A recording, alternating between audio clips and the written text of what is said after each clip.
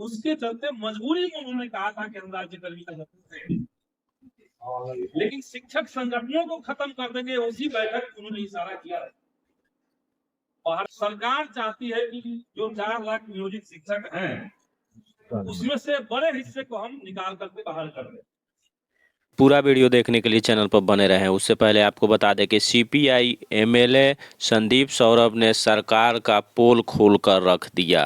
यानी क्यों नियोजित शिक्षकों से सक्षमता परीक्षा लिया जा रहा है, इसके पीछे क्या राज है, सारी पोल संदीप सौरभ ने खोल कर रख दिया और बहुत भड़क गए। कहा कि नियोजित शिक्षकों के लिए जान देने के लिए हम तैयार हैं। आपको बता दें कि सक्षमता परीक्षा तो एक बहाना है, इसी बहाने नियोजित शिक्षकों को हटाना है।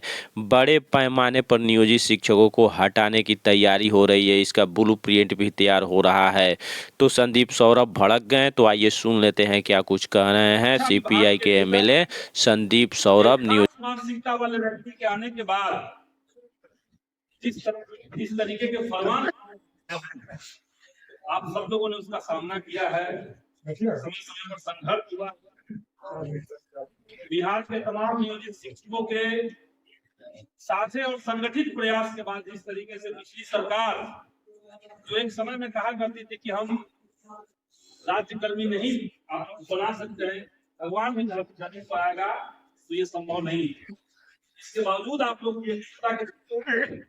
पिछले दिनों हमने देखा कि सरकार एक हद तक झुकी, लेकिन मानसिकता में जो चीजें चल रही थी, आज इस बैठक में मैं कह सकता हूं कि 5 अगस्त को जो बैठक हुई थी महागठबंधन के तमाम पार्टियों की बैठक, उस बैठक में माननीय मुख्यमंत्री जी ने साफ साफ कह दिया था कि इन शिक्षकों ने, इन शिक्षकों के लिए हमने जो किया बीच में चुनाव में लोगों ने हमारे साथ वो नहीं किया, और इसलिए इनसे इंतकाम लेना है, इनसे बदला लेना है, ये उनके अंदर बात थी।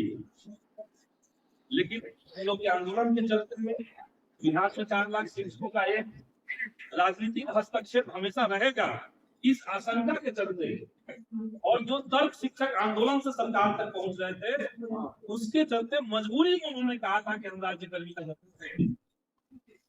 लेकिन शिक्षक संगठनों को खत्म कर देंगे, उसी बैठक उन्होंने इशारा किया।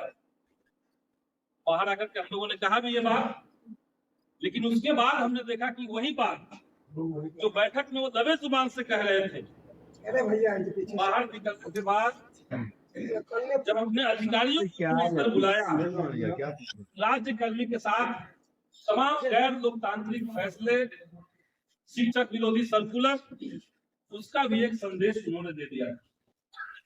और उसके बाद हमने देखा कि लगातार इस तरह के फरमान आते रहे, लेकिन कल जो हुआ ये साफ साफ दिखा रहा है कि बिहार के शिक्षकों के लिए पानी जो है वो सर से ऊपर जा चुका है।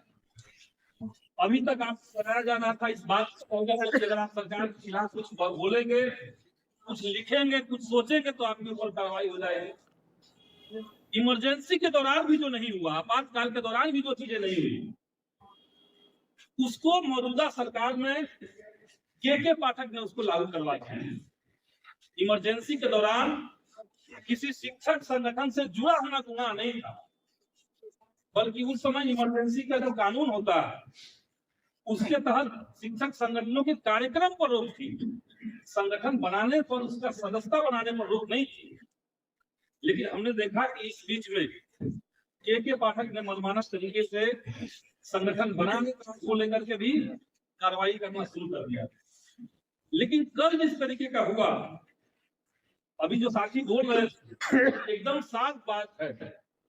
सरकार चाहती है कि जो 4 लाख नियोजित शिक्षक हैं उसमें से बड़े हिस्से को हम निकाल करके बाहर कर दें, ये उनकी तैयारी है। और ये मैं इसलिए कह रहा हूं क्योंकि माननीय मुख्यमंत्री महोदय ने जब गांधी मैदान में कहा था कि मामूली सी परीक्षा होगी, लेकिन हम देख रहे हैं उस मामूली सी परीक्षा को लेकर के कितना बड़ा तामझाम खड़ा कर दिया गया। सिलेबस के रूप में टीआरई 1 टीआरई 2 का जो सिलेबस है वो बना दिया गया, सक्षमता परीक्षा के सिलेबस। कहा जा रहा है कि सब परीक्षा में अगर आप शामिल नहीं हो पाए, आपने अटेम्प्ट नहीं दिया, तो नौकरी खत्म हो जाएगी। ये उस समय बात नहीं हुई थी। उस समय खाली जिनको देना होगा वो दे के विभागीय परीक्षा होगी, उस समय बात तय हुआ था कि जो प्राथमिक के शिक्षक होंगे उनको उसी विषय का, उसी वर्ग का सवाल पूछा जाएगा। आज वो बात नहीं हो रही है।